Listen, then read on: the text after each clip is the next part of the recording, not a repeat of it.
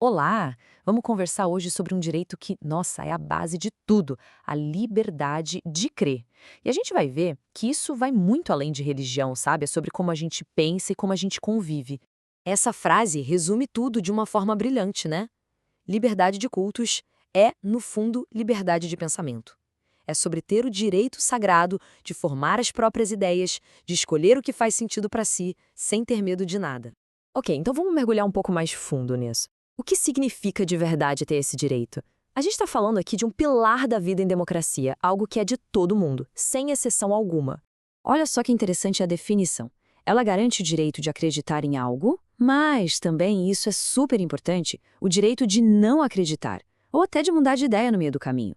O ponto principal é, seja qual for a escolha, ela tem que ser livre de qualquer tipo de perseguição, de preconceito ou de violência. Mas por que isso importa tanto no dia a dia? Bom, porque não é só uma ideia bonita no papel. É o que faz uma sociedade funcionar. É o que garante que a gente se respeite, mesmo pensando diferente. É entender que cada um está no seu próprio tempo, na sua própria busca. E é isso que permite que pessoas com filosofias de vida totalmente opostas possam viver juntas, em paz. E aqui, olha, a gente chega no ponto central de tudo. Defender a liberdade de crer não é defender uma religião A ou B. É defender algo muito, mas muito maior: a dignidade de cada pessoa, o direito que cada um tem à sua própria consciência. Pois é, mas a gente sabe que esse direito enfrenta um obstáculo enorme: a intolerância. Ela não é só uma discordância, não. É um problema moral sério que testa essa liberdade o tempo todo. E as consequências são gritantes. Dá uma olhada nesse contraste. De um lado, onde tem respeito, a gente tem diálogo, tem paz, tem convivência. Agora, do outro lado, onde a intolerância reina, o que a gente vê é atraso moral, é agressão, é ódio. São dois caminhos completamente diferentes, com destinos opostos. Essa frase é daquelas que a gente precisa repetir sempre. Não existe justificativa. Nenhuma crença, nenhuma fé, nada no mundo pode autorizar a violência ou o ódio contra quem pensa diferente. Ponto final. Essa é uma linha que simplesmente não pode ser cruzada. No fim das contas, a intolerância mostra uma falha muito básica, sabe? Quando alguém ataca a crença do outro, não está mostrando força.